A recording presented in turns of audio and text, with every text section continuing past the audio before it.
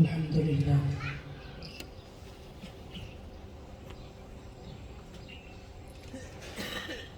الحمد للہ رب العالمین والصلاة والسلام على سید الانبیاء والمرسلین وعلى آلہ الطیبین الطاہرین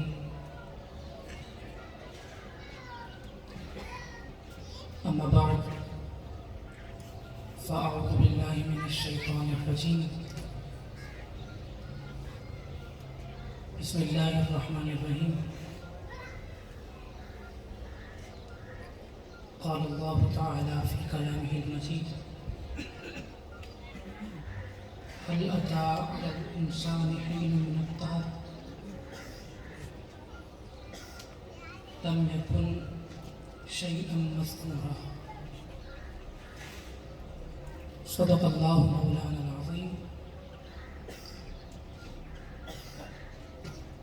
إن الله وملائكته يصلون على النبي يا أيها الذين آمنوا صلوا عليه وسلموا تسليما محبت کے ساتھ داتا نعمت صلی اللہ علیہ وآلہ وسلم کی بارکہ اقدس میں ہدیہ درود و سلام پیش کیجیے پڑھی اللہم صلی علی سیدنا و مولانا محمد وعلی آل سیدنا و مولانا محمد وبارک وسلم اللہم صلی علی سیدنا و مولانا محمد وعلی آل سیدنا و مولانا محمد وبارک وسلم. ایک بار بھی پڑھ لیجیے اللہم صلی علی سیدنا و مولانا محمد وعلی آل سیدنا و مولانا محمد مبارک وسلم.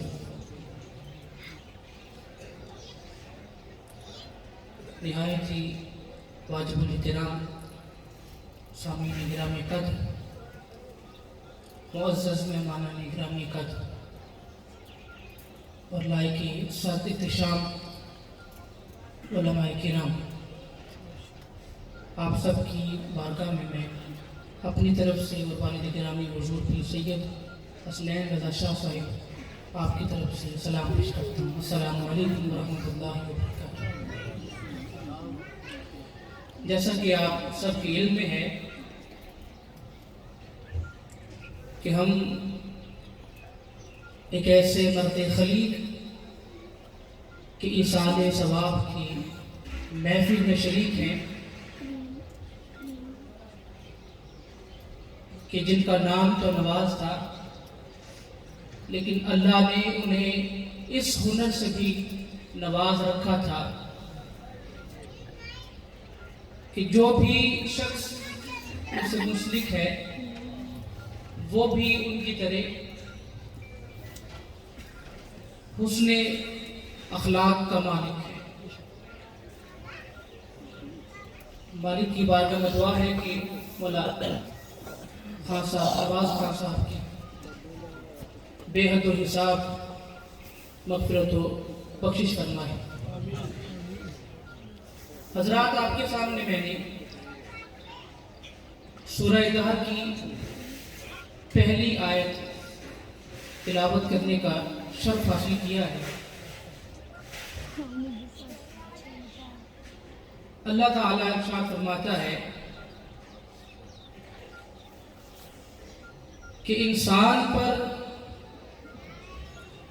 ایک دور ایسا بھی گزرا ہے کہ لم یکن شیئا مذکورا.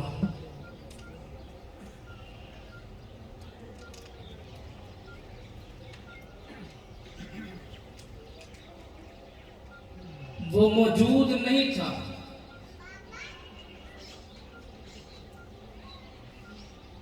ہڈیوں کے ڈھانچے میں یا گوشت کی شکل میں ابھی موجود نہیں ہے. تو اللہ فرما رہا ہے کہ انسان پر ایک وقت ایسا بھی گزرا ہے کہ جب وہ شے تو تھا لیکن مذکور نہیں تھا. موجود تو تھا لیکن مذکور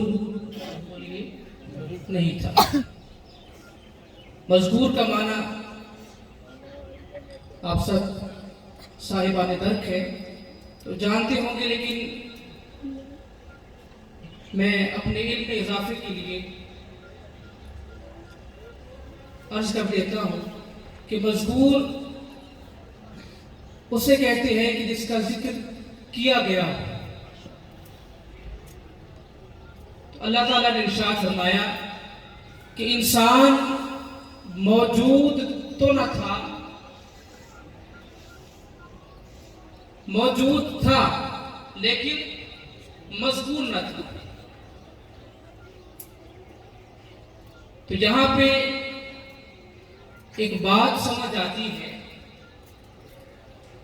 کہ موجود ہونے کے لیے مذکور ہونا لازمی ہے۔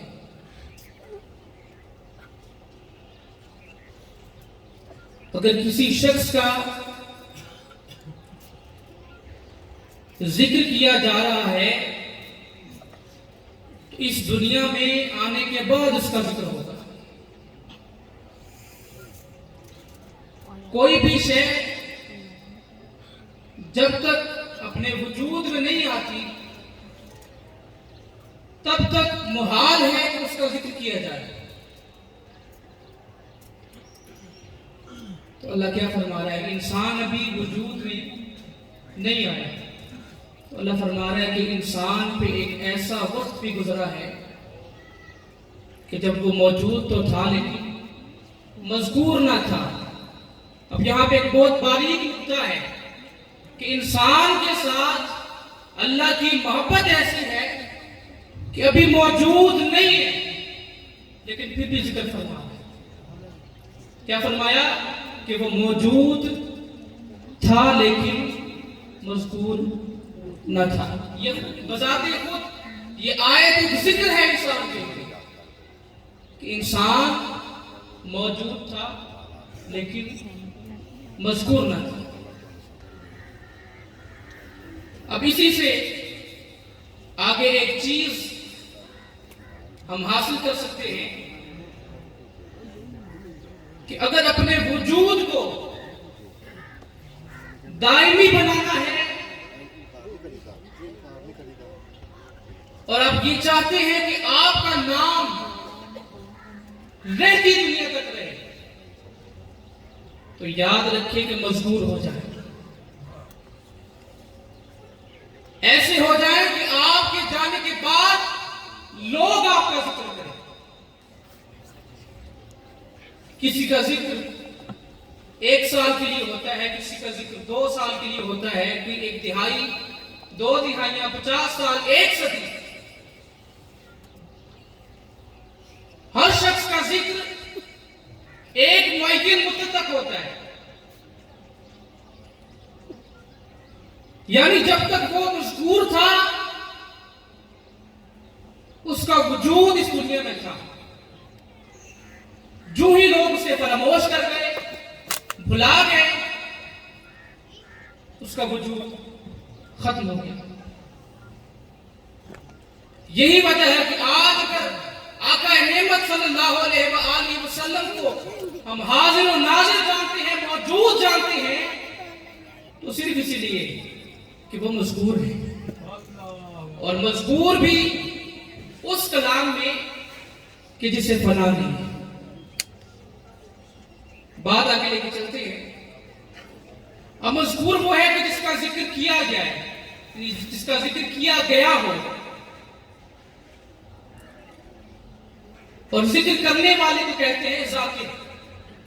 اب ایک آخر پہ فارمولا دیتا ہوں کہ آپ نے مذکور کس طرح بننا ہے کہ لوگ آپ کو آپ کے بچھڑنے کے بعد، جانے کے بعد بھی یاد کریں۔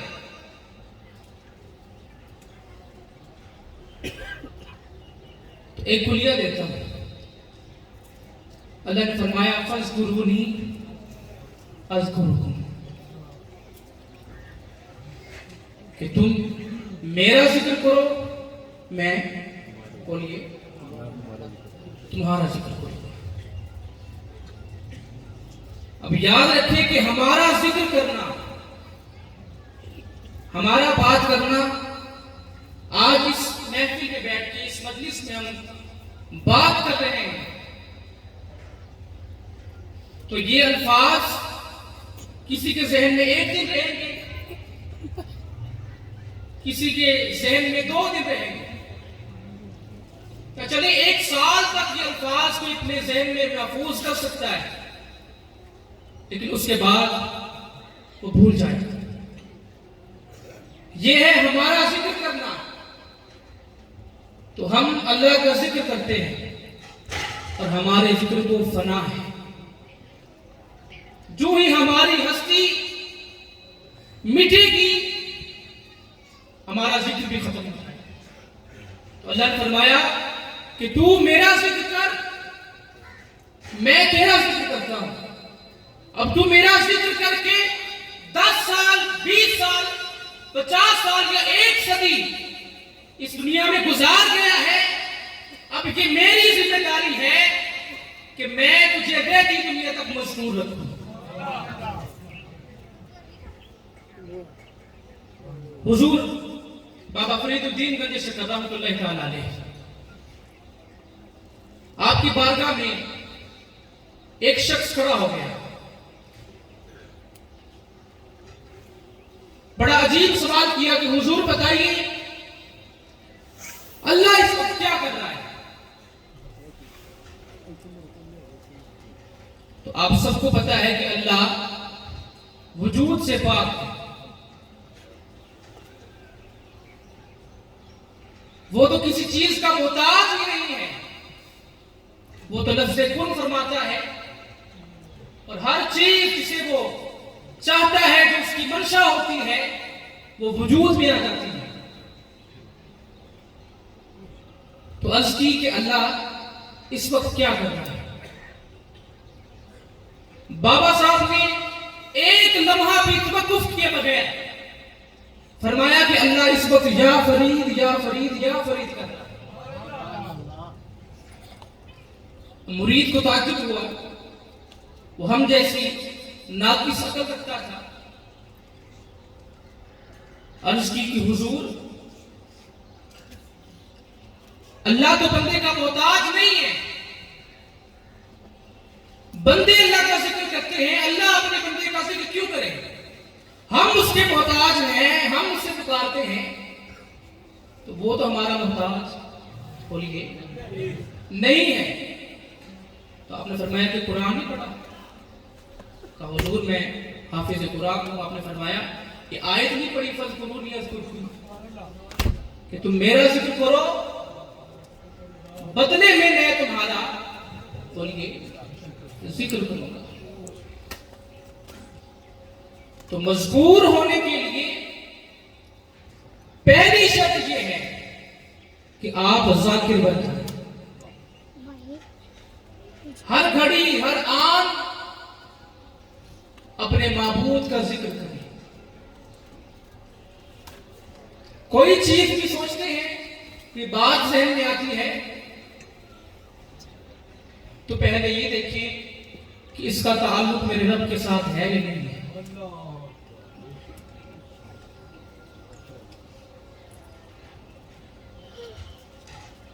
قرآن پاک میں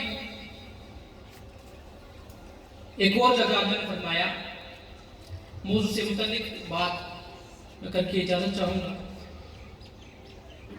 فَلَا تَقُلْ لَهُمَا اُفٍّ وَلَا تَنْهَرْهُمَا، کہ والدین کو اف تک نہ کہو اور انہیں جھڑکو مت۔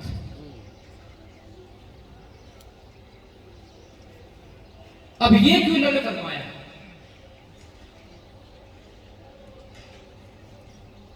اس کے پیچھے حکمت کیا ہے کہ والدین کو اف تک نہ کہو؟ تو حکمت یہ ہے کہ آپ کے اف کہنے سے والدین کو اذیت ہوتی ہے۔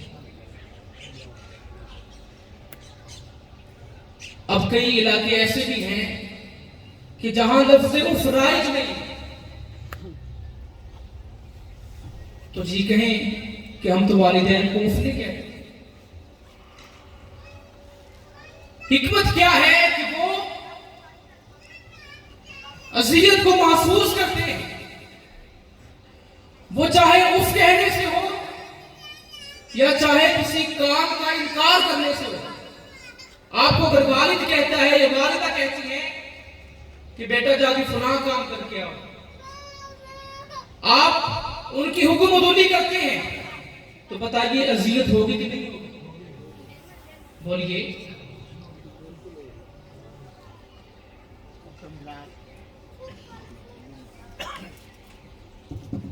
محترم جناب سید مخدوم شاہ صاحب تشریف لائے، آپ کی آمد کا بہت بہت شکریہ۔ اگر آپ کسی کام سے منع کر دیتے ہیں تو یہ والدین کے لیے باعث اذیت ہے،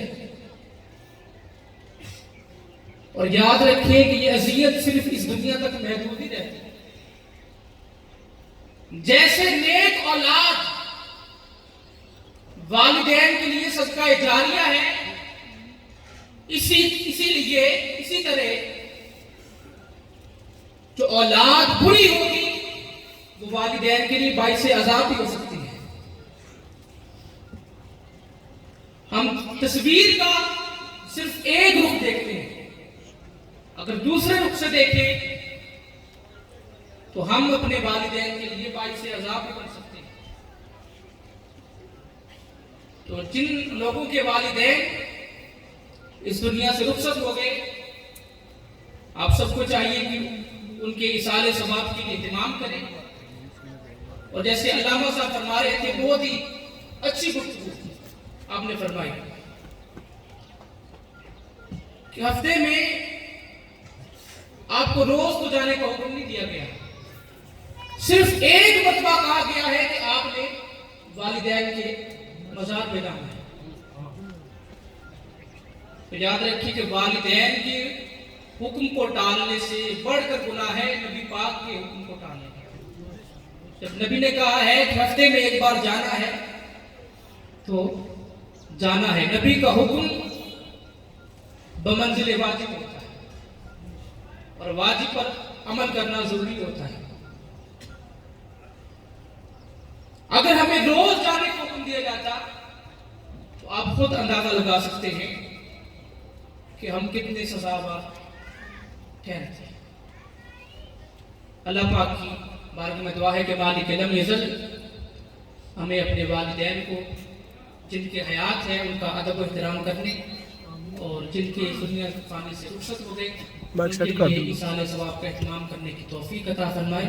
وما علینا الا البلاغ المبین۔